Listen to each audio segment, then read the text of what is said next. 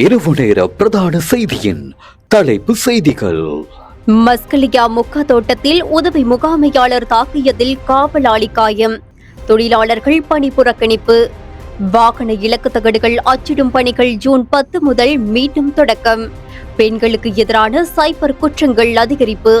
3 ஆண்டுகளில் 12,000 முறைப்பாடுகள். நிதி மோசடிகளில் ஈடுபட்ட வெளிநாட்டு சந்தேக நபர்கள் குழு ஒன்று கைது. போர் நிறுத்த ஒப்பந்தம் எட்டப்பட்டதன் பின்னர் லெபனான் மீது இஸ்ரேல் முதல் முறை தாக்குதல். செய்திகளை வாசிப்பவர் ஜெகதீஸ்வரன் மனிஷா. மஸ்கெலியா மொக்கா தோட்டத்தின் 4 பிரிவுகளை சேர்ந்த தொழிலாளர்கள் நேற்று பணி புறக்கணிப்பு போராட்டத்தில் ஈடுபட்டனர். மொக்கா தோட்டத்தின் எடம்ஸ்பீக் பிரிவில் உள்ள காவலாளி ஒருவர் தோட்ட உதவி முகாமையாளரால் தாக்கப்பட்டதாக கூறப்படும் சம்பவத்திற்கு எதிர்ப்பு தெரிவித்தே இந்த போராட்டம் முன்னெடுக்கப்பட்டுள்ளது. இதுகுறித்து மஸ்கெலியா போலீஸ் நிலைய பொறுப்பதிகாரி கூறுகையில், சம்பந்தப்பட்ட புகாரை தொடர்ந்து சந்தேக நபரான தோட்ட உதவி முகாமையாளர் கைது செய்யப்பட்டுள்ளதாகவும் அவரை இன்று ஹட்டன் நீதிமன்றத்தில் ஆஜர்படுத்த உள்ளதாகவும் தெரிவித்தார்.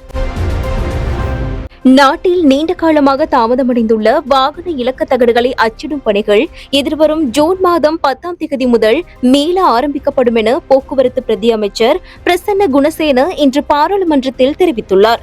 இது தொடர்பாக மேலும் அவர் குறிப்பிடுகையில், வாகன இலக்க தகடுகளை அச்சிடுவதற்கான புதிய நிறுவனம் ஒன்றிற்கு விலைமனு வழங்கப்பட்டுள்ளது.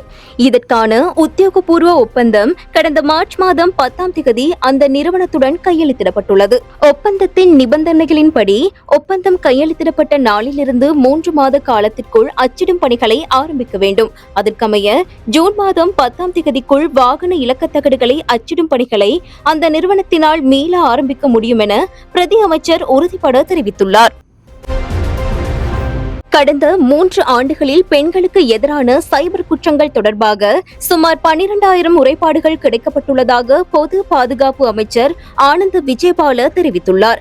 இன்று பாராளுமன்றத்தில் எழுப்பப்பட்ட வினா ஒன்றிற்கு பதிலளிக்கும் போதே அமைச்சர் இதனை தெரிவித்தார். 2023, 2024 மற்றும் 2025ஆம் ஆண்டுகளில் கிடைக்கப்பெற்ற இந்த முறைப்பாடுகளில் சுமார் 2,300 முறைப்பாடுகளுக்கு தீர்வு காணப்பட்டுள்ளதாக ஆனந்த் விஜயபால மேலும் குறிப்பிட்டார். விசா நிபந்தனைகளை மீறி இந்நாட்டில் தங்கியிருந்து நிதி மோசடிகளில் ஈடுபட்ட வெளிநாட்டு சந்தேக நபர்கள் குழு ஒன்று கைது செய்யப்பட்டுள்ளது. இவர்களில் 41 வெளிநாட்டு ஆண் சந்தேக நபர்களும் 33 பெண் சந்தேக நபர்களும் அடங்குவதாக போலீசார் தெரிவிக்கின்றனர். நேற்று மாலை கொல்லுப்பட்டி உத்தரானந்த மாவட்ட பகுதியில் உள்ள வீட்டு தொகுதி ஒன்றில் கொல்லுப்பட்டி போலீஸ் நிலைய அதிகாரிகளினால் மேற்கொள்ளப்பட்ட சுற்றிவளைப்பிலேயே இவர்கள் கைது செய்யப்பட்டுள்ளனர். கைது செய்யப்பட்டவர்கள் 19 முதல் 39 வயதுக்குட்பட்ட வியட்நாம் நாட்டவர்கள் எனவும் இது தொடர்பில் கொல்லுப்பட்டி போலீசார் மேலதிக விசாரணைகளை மேற்கொண்டு வருவதாகவும் தெரிவிக்கப்பட்டுள்ளது. போர் நிறுத்த ஒப்பந்தம் எட்டப்பட்டதன் பின்னர் முதன்முறையாக இஸ்ரேல் லெபனானின் பெய்ரூட் நகரில் உள்ள ஹிஸ்புல்லா ஆயுததாரிகளை இலக்கு வைத்து தாக்குதல் நடத்தியுள்ளதாக சர்வதேச ஊடகங்கள் செய்தி வெளியிட்டுள்ளன. இந்த தாக்குதலை தொடர்ந்து பெரும் தீ விபத்து ஏற்பட்டுள்ளதுடன் கட்டிடம் ஒன்று பலத்த சேதமடைந்துள்ளது. இது குறித்து கருத்து தெரிவித்த இஸ்ரேலிய பிரதமர் பெஞ்சமின் நெத்தன்யாகு, ஹிஸ்புல்லா அமைப்பின் ரத்வான் படையின் தளபதி ஒருவரை இலக்கு வைத்து நடத்தப்பட்ட இந்த தாக்குதலுக்கு தான் தனிப்பட்ட ரீதியில் அனுமதி வழங்கியதாக குறிப்பிட்டுள்ளார். உறுதிப்படுத்தப்பட்ட உண்மை செய்திகளை உடனுக்குடன் தெரிந்து கொள்ள ஆயுள் மீடியாவை ஃபாலோ செய்யுங்கள்.